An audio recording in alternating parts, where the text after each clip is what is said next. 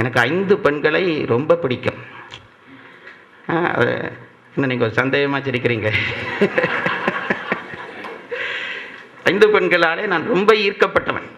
அதில் முதல் பெண் இந்திரா காந்தி. எனக்கு ரொம்ப பிடிக்கும் இந்திரா காந்தியை. என் வாழ்க்கையிலே நான் ஒரு லட்சியவாதியாக நான் ஒருவரை கற்பனையிலே வைத்திருக்கிறேன் என்றால் இந்திரா காந்தி தான். எனக்கு அந்த அம்மாவில் என்ன பெருமை என்று கேட்டால், பெண்மை குன்றாமல் ஒரு பெண்மையினுடைய அதி உயர் வீச்சை இந்த உலகத்துக்கு எடுத்து காட்டியவர். பெண்மையில் கடைசி வரைக்கும் அந்த அம்மா பெண்ணாகவே இருந்தார். பெரிய சாதனை செய்த பெண்கள் இருக்கிறார்கள். ஆனால் அந்த வீச்சு வந்தோன்னா பெண்மை போயிடும். இந்திரா காந்தியிலே கடைசி நிமிஷம் வரைக்கும் அந்த பெண்மை குன்றாமல் இருந்தது. கடைசி காலத்தில் அவர் இறந்த உடனே டிவியில் அப்படி காட்சியாக காட்டினாங்க. நான் ஒரு கிழமை படுத்த படுக்கையிலிருந்து அழுதுருக்கிறேன்னு பாருங்க.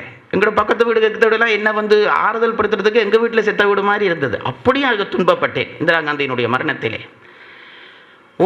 அவளுடைய ஒவ்வொரு அடியும் பெண்மை குறம்பாத, அதே நேரத்திலே ஒரு பராசக்தியினுடைய விரிவை காணுகிற காட்சி.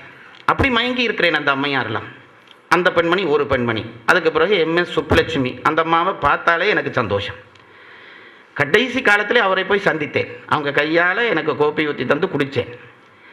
அப்படிப்பட்ட ஒரு தெய்வீக பெண்மணி, அவரை பிடிக்கும். அதுக்கு பிறகு சவுந்தரா கைலாசம், ஒரு பெரிய பெண்மணி, அவர்களை ரொம்ப பிடிக்கும். அடுத்ததாக 4வது பெண்மணி இந்த பெண்மணி.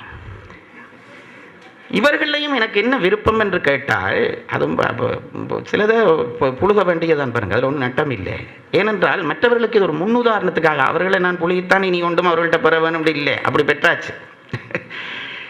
சொல்வதற்கு காரணம், இந்த வருங்கால சந்ததியிலே இந்த விஷயம் கொஞ்சமாவது போய் பிடிக்கட்டுமே என்று. அவர்களுடைய ஆளுமை நான் பார்த்து ரசித்திருக்கிறேன். பல பேருக்கு அவர்கள் உதவி செய்கிறார்கள். அதுவல்ல, அவர்கள் இருக்கிற நிறுவனத்திலே அவர்கள் ரொம்ப போற்றப்பட்ட நிலையிலே வைக்கப்பட்டிருக்கிறார்கள். ரொம்ப மதிப்பான நிலையிலே இருக்கிறார்கள். ஒரு முறை நான் கேள்விப்பட்டேன், ஒரு இளைஞனுக்கு, யாழ்ப்பாண இளைஞனுக்கு அவர்கள் வேலையை எடுத்து கொடுத்திருந்தார்கள். அந்த வேலையை கிடைத்தவுடனே, அங்கே வேலை செய்தவுடனே அங்கே உள்ள எங்களுடைய சிங்கள இளைஞர்கள் சில பேர், இவருக்கு அந்த பாஷை தெரியவில்லை, அவன் கெட்டிக்காரன் படித்தவன், பாஷை தெரியவில்லை என்று வேலையை எடுத்து கொடுத்த இவர்களிடமே அந்த முறைப்பாடு வந்திருக்கிறது. இந்த அம்மா அதை எதிர்கொண்ட விதம் பார்த்து நான் ரொம்ப ஆச்சரியப்பட்டேன். அவர்கள் சொன்னார்களாம், சரி அவனுக்கு இங்கிலீஷ் கைக்க தெரியவில்லை, சிங்களம் கைக்க தெரியவில்லை, நீ தமிழில் கதை பார்ப்போம். இப்படி சொல்கிற ஒரு 10 பேர் இருந்திருந்த பாருங்க, நாங்கள் இப்படி நின்றுருக்கலாம். அப்படித்தான் நான் நினைக்கிறேன். வேறு யாரும்டா ஐயோ அப்படியா நான் அவனை டியூஷனுக்கு விடுறேன், படிப்பிக்கிறேன் என்று ஏதாவது கதை சொல்லியிருப்பார்கள். இல்லை, அவனுக்கு விஷயம் தெரியும். உன் பாஷை தெரியாட்டி அவனை நீ முட்டாளா நினைக்காதே. அவன் படித்துக் கொள்வான், அவன் கொஞ்ச நாளில் பேசுவான். உன்னாலே நீ கடைசி மட்டும் தமிழ் பேச மாட்டாய் என்று சொல்லக்கூடிய நிமிர்வுள்ள ஒரு பெண்மணி. எங்களுக்கு ஒரு 10-15 பேர் இப்படி ஒவ்வொரு துறையிலே தோன்றிவிட்டால் எங்கள் இனம் வளரும். நான் திரும்ப திரும்ப சொல்லுகிறேன். இதை என்னுடைய ஒரு ஏக்கமாக கொள்ளுங்கள். ஒரு புதிய தலைமுறைக்கு சொல்லுகிறேன். நீங்கள் எவ்வளவு படித்தாலும் ஆளுமையானவர்களாக இல்லாத பட்சத்திலே எங்கள் இனம் வளராது.